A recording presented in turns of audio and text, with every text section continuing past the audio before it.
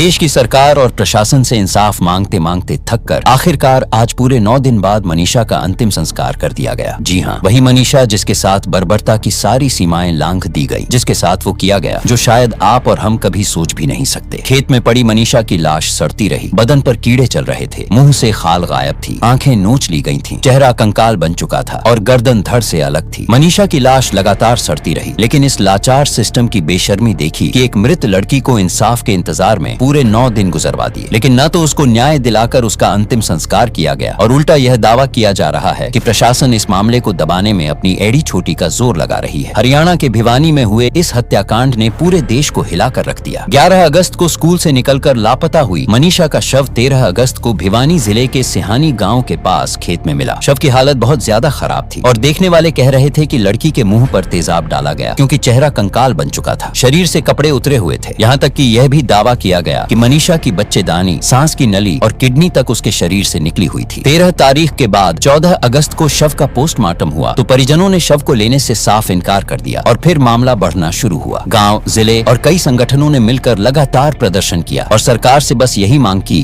कि सरकार सही तरीके से इस मामले की जांच करे और मनीषा के हत्यारों को पकड़कर जनता के सामने पेश करे। महिलाओं ने सड़कें जाम की, पुरुषों ने प्रशासन के दफ्तरों पर दस्तक दी, छात्रों ने मशाल जलाकर प्रदर्शन शुरू कर दिया और देखते देखते विरोध की आग पूरे प्रदेश में फैल गई। सब सरकार से यही पूछ रहे थे कि आखिर कब तक। यहाँ हैरानी की बात सुनिए, पहले 2 बार मनीषा का पोस्टमार्टम पुलिस ने कराया। पहली रिपोर्ट में बताया गया कि मनीषा के साथ कोई रेप नहीं हुआ, घुटनों पर छोटे छोटे निशान मिले, शरीर के अंगों की जांच की गई और कहा गया कि गर्दन को किसी जानवर ने काटा है, जबकि तेजधार हथियार से काटने के निशान अलग होते हैं। गले के ऊपर कोई ऐसा निशान नहीं था जिससे ये साबित हो सके कि उसको काटा गया हो। उन्होंने ये साबित किया डॉक्टर्स ने के अनुसार कि वो किसी जानवर के द्वारा खाया गया है।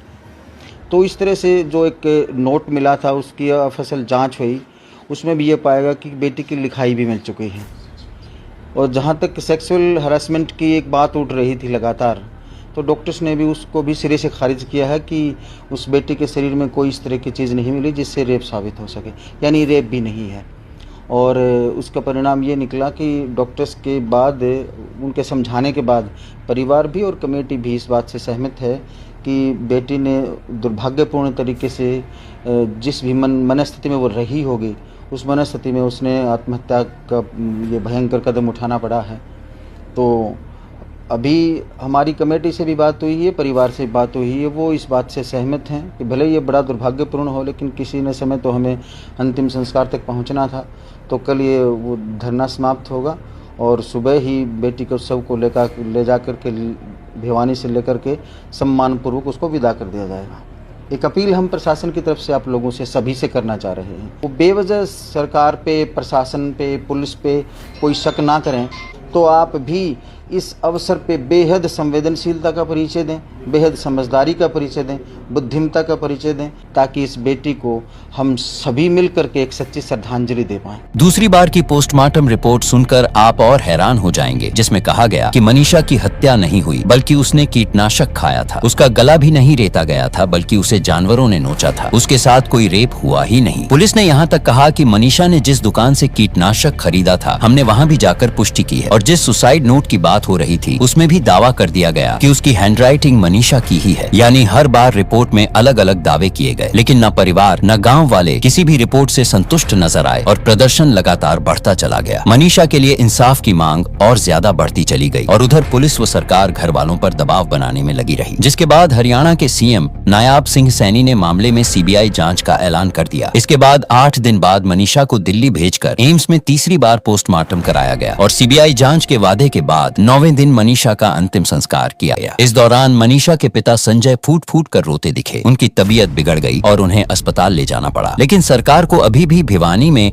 लॉ एंड ऑर्डर का मुद्दा लग रहा है, जिसके चलते इंटरनेट बैन 22 अगस्त सुबह 11 बजे तक बढ़ा दिया गया। बता दें कि एक सीसीटीवी फुटेज भी वायरल हो रही है, जिसमें मनीषा स्कूल स्कूल से निकलकर नर्सिंग का फॉर्म भरने कॉलेज जाती दिख रही है। मनीषा के लापता होने के बाद उसके पिता पुलिस के साथ जब कॉलेज गए तो वहाँ कुछ नशे में धुत लोग मिले, लेकिन पुलिस ने बस इतना पूछा कि क्या आपने मनीषा को देखा है, और मना करने पर पुलिस आगे बढ़ गई। यानी पुलिस की लापरवाही भी साफ दिखी। इस मामले में लॉरेंस बिश्नोई ने हरियाणा पुलिस को चेतावनी दी कि अगर पुलिस आरोपी को नहीं ढूंढती तो वह खुद आरोपी को पकड़कर मौत के घाट उतार देगा। मनीषा का अंतिम संस्कार हो गया, लेकिन उसके शव के पास खड़े लाखों लोगों की आंखों में आंसुओं के साथ सवाल थे। आक्रोश था, नाराजगी थी कि क्या बेटियां सिर्फ इसलिए जन्म लेती हैं कि एक दिन किसी की हवस का शिकार होकर राख हो जाएं। यह अब तक साफ नहीं हो पाया है कि मनीषा के साथ क्या हुआ, लेकिन शक सिर्फ बलात्कार और हत्या का है, जबर का नहीं। क्योंकि यह कुछ सवाल हैं जो सबके जहन में घूम रहे हैं। पहला सवाल, पुलिस प्रशासन घर वालों पर अंतिम संस्कार का इतना दबाव क्यों बना रही थी, जबकि घर वाले इंसाफ के बिना अंतिम संस्कार को मना कर चुके थे। दूसरा सवाल, मनीषा का चेहरा देखकर तो लग रहा है कि तेजाब से हमला हुआ, फिर रिपोर्ट अलग क्यों। तीसरा सवाल, गाँव वालों का कहना है कि इलाके में ऐसा कोई जंगली जानवर ही नहीं है, तो फिर बच्चेदानी कैसे निकली। चौथा सवाल, अगर जानवर ने हमला किया भी तो सिर्फ चेहरा और गर्दन पर ही क्यों, पूरे शरीर पर क्यों नहीं। पांचवा सवाल, हर बार पोस्टमार्टम रिपोर्ट अलग क्यों। छठा सवाल, जो सुसाइड नोट 18 अगस्त को पेश हुआ वो 13 अगस्त से कहां गायब था और पहले क्यों नहीं बताया गया। सातवां सवाल, शव के पास से कीटनाशक की शीशी क्यों नहीं मिली। आठवां सवाल, मनीषा के पिता ने बयान दिया था कि 11 अगस्त शाम 6:30 पर बेटी के फोन से कॉल आई, लेकिन जल्दी कट गई। रात 12 बजे मिस कॉल आई। अगर मौत हो चुकी थी तो कॉल किसने की और फोन कहां गया। आखिर सरकार और पुलिस लोगों से क्या और क्यों छुपाना चाह रही है। क्यों पुलिस हत्यारे का नाम बताने में हिचकिचा रही है, चाहे वो इंसान हो या जानवर। बीजेपी ने जो दावे लड़कियों की सुरक्षा को लेकर किए थे वो कहां गए। सरकार को इन सवालों का जवाब देना ही होगा, क्योंकि ये हिंदुस्तान है, यहाँ संविधान से ही सब कुछ चलेगा और जनता तो जवाब मांगती रहेगी।